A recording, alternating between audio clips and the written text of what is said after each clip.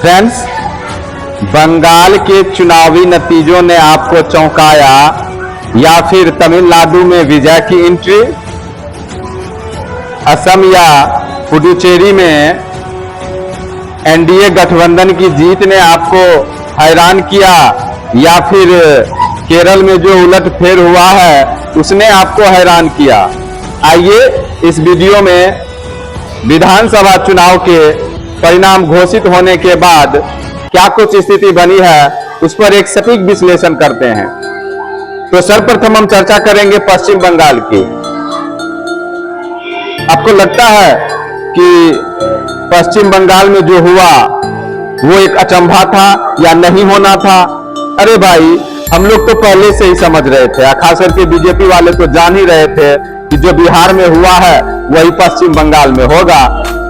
वो तो दीदी ना मतलब सोच रही होंगी, ममता दीदी कि क्या खेला हो गया ये हमारे साथ। लेकिन आपको तो पता है कि भारत का सुप्रीम बॉस अभी कौन है? Supreme power, the supreme power of India is only one man. और जब वो रहे तो फिर बाकी कुछ कहना ही नहीं है। तो भाई साहब, हाँ, स्पष्ट बहुमत मतलब 200 से अधिक सीटों पर बीजेपी जीत चुकी है और स्पष्ट बहुमत के साथ, जो बहुमत के लिए चाहिए वो ले आई है और आराम से सरकार बनाने जा रही है। इसमें ज्यादा अचंभा, कोई अचंभा नहीं है और हम सब ये पहले से जान रहे थे। तमिलनाडु की बात कर ले तो तमिलनाडु में हैरानी हुई, इसलिए हैरानी हुई कि विजय टीवी के पार्टी से पहली बार चुनाव लड़ रहे थे और जिस तरह से उनका फिल्मी कैरियर सुपरहिट रहा उसी तरह से चुनावी रणनीति में उतरते ही उन्होंने विजय पताका लहरा दिया। सबसे बड़ी बात मतलब पार्टी बनकर उभरे हैं। हालांकि मतलब स्पष्ट बहुमत नहीं मिला है किसी भी पार्टी को, लेकिन सबसे बड़ी पार्टी 107 सीटों पर विजय की टीवी के पार्टी जीत दर्ज की है। देखिए किसकी सरकार बनती है।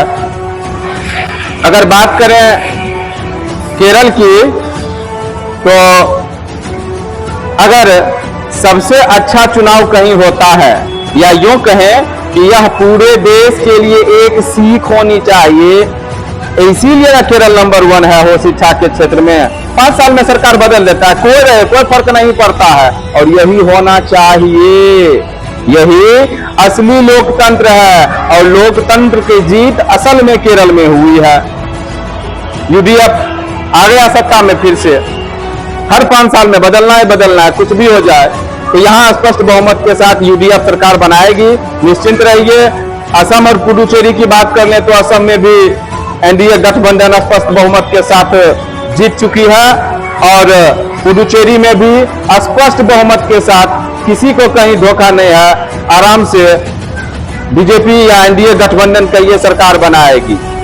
कुल मिलाजुलाकर यही देखा जाए तो लोकतंत्र की जीत हुई है और लोकतंत्र के इस महापर्व में जनता ने जो भी फैसला लिया है उसे हर एक पार्टी को स्वीकार करना चाहिए। और उम्मीद तो यही कर रहे हैं हम लोग कि हमारा देश और आगे बढ़े, राज्य आगे बढ़े और जिस उम्मीद के साथ जनता ने इन नेताओं को चुना है वो उन उम्मीदों पर खरे उतरे। देश में जो भ्रष्टाचार, गरीबी, बेरोजगारी या महंगाई जैसे मुद्दे हैं इस पर नियंत्रण किया जाए, इस पर सरकार कुछ सोचे। विशेष बोलना हमारे जैसे छोटे क्रिएटर के लिए उचित नहीं है। फिर भी अगर आपको यह वीडियो पसंद आया हो तो लाइक कीजिए, शेयर कीजिए, सब्सक्राइब कीजिए, अपने दोस्तों तक सुनाइए।